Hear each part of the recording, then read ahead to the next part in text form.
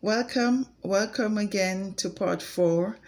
The last time we talked about part three, um, we are talking about my husband's journey to healing, and we did part one, part two, and part three, and today we will be doing part four.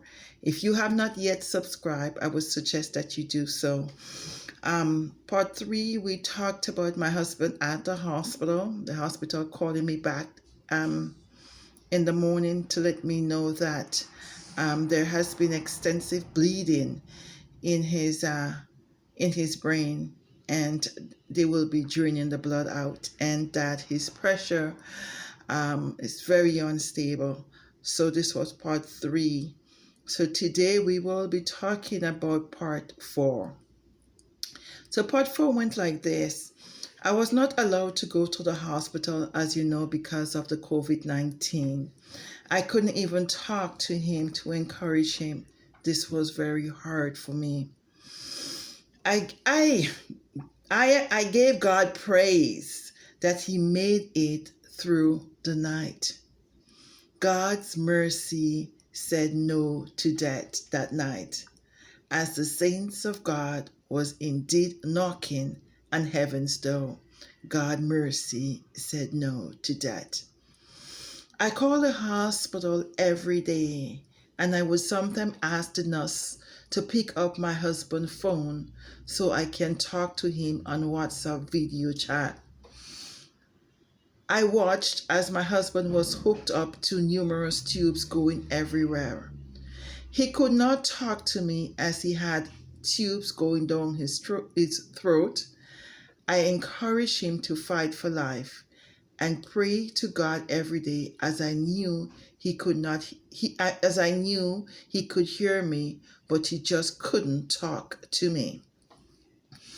The hospital was having a very hard time getting his pressure down.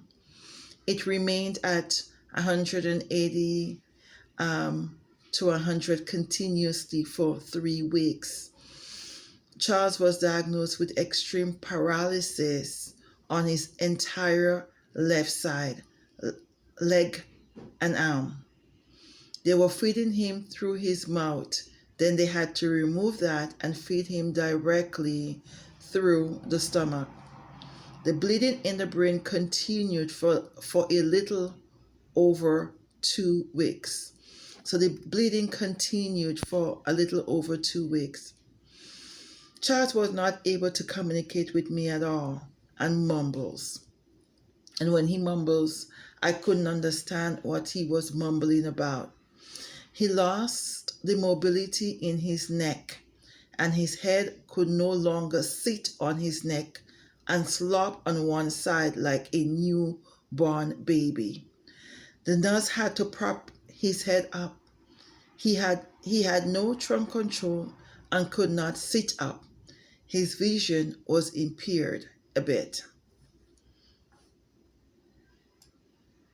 The doctors said that he would not walk again because of the extremity of the stroke, which has affected him greatly. I immediately rejected this negative report. Whose report should I believe? God, a man. I chose to believe in God's report of healing. The doctor pronounced death the first time, and God's mercy said no. God's mercy said no to that. I know that my God, Jehovah Jireh, will heal Charles, hence the reason I am sharing my story with you today. I pray that our story will encourage someone.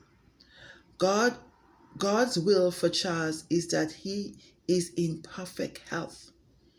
God's will for him is that Charles is in perfect health. I await God's healing, as his word says in Isaiah 40, those who wait upon the Lord, he shall renew their strength. They shall mount with wings as eagles. They shall mount up with wings like eagles. They shall run and not be weary. They shall walk and not faint. We will wait for God's healing at the right time. 1,000 years in our sight is as one day with God. My God knows the time that my husband Charles will be ready spiritually and physically to receive his healing. We wait patiently for that day, and I would say, not our time, Lord, but your time. Not our time, Lord, but your time. We will wait because we believe that God is in the healing business and that he will heal my husband. Please subscribe if you have not yet done so, and please wait for part 5. Thank you.